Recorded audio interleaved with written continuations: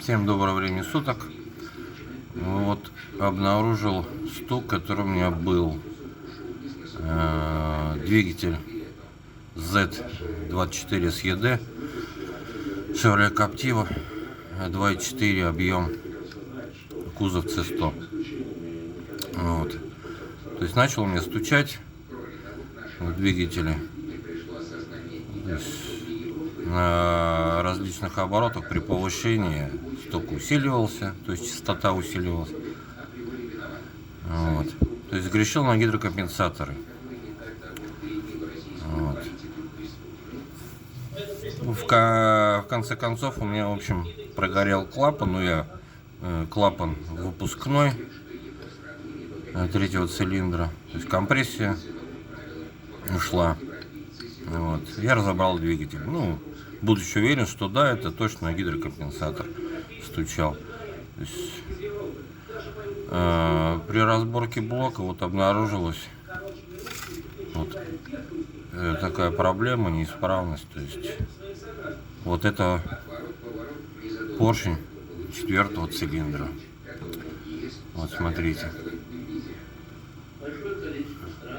сфокусируется. Вот. Палец, видите, минимальный люфт. Это со стороны маховика получается. Сторона маховика. Вот эта сторона идет к ремню ГРМ. Вот есть маркировка, точка. Вот здесь вот тоже есть. Это идет сторона, обращенная к ремню ГРМ. Вот это отлив. И вот этот вот отлив на шатуне, вот он располагается вот так. Прошу прощения. Вот так вот получается.